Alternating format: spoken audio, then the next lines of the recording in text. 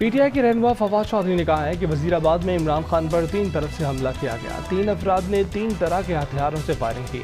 نوید کو قتل کرنے کے لیے بھیجے گئے شوٹر کی گولی سے معصوم ہلاک ہوا. جو فورینسک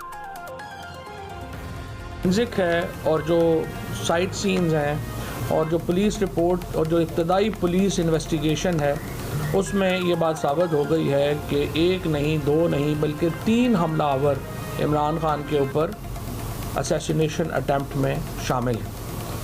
جو بلٹس ریکور ہوئی ہیں ان میں سے 14 جو بلٹس ہیں وہ زمین کے اوپر سے برآمد ہوئی ہیں، یعنی 12 ایک جگہ سے اور 2 ایک جگہ سے، اور 9 بلٹس جو ہیں وہ ایک بلڈنگ کے اوپر سے جو ہیں وہ برآمد کی گئی ہیں، جو کہ بالکل سامنے بلڈنگ جو ہے وہ موجود تھی. اس میں بھی 7 بلٹس ایک جگہ سے ملی ہیں، 2 جگہ سے بلٹس جو ہیں وہ اور ملی ہیں. عمران خان کے جو گارڈز ہیں ان کی تمام جو اسلحہ ہے اس کا فورینسک کرایا گیا ہے، اور اس میں یہ بات ثابت ہوئی ہے کہ عمران خان کے جو گارڈز ہیں ان کی طرف سے کوئی گولی جو ہے وہ نہیں چلی گئی. ایک بھی گولی جو ہے وہ گارڈز کی فائر نہیں ہوئی.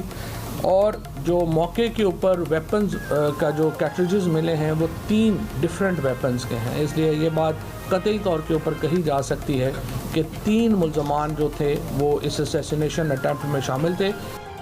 رہنما مسلم لیگ نون اور وفاقی وزیر احسن اقبال نے کہا ہے کہ پاکستان کے قریبی دوست ممالک نے یقین دہانی کرائی ہے کہ پاکستان کے مشکل وقت میں ساتھ کھڑے ہوں گے اور مدد کریں گے. پروگرامات شاہ زیب خانزادہ کے ساتھ میں گفتگو کرتے ہوئے احسن اقبال کا کہنا تھا کہ آرمی چیف کے دورہ سعودی عرب سے دونوں ملکوں کے تعلقات کو مزید تقویت ملے گی. کیا آرمی چیف سے توقع ہے کہ وہ جو سعودی عرب کا دورہ ہے اس کے بعد پیسے ملیں؟ دیکھیے، پاکستان کے جو قریبی دوست ممالک ہیں انہوں نے پاکستان کو یقین دہانی کرائی ہے کہ وہ پاکستان کی اس مشکل وقت میں ساتھ کھڑے ہوں گے اور مدد کریں گے.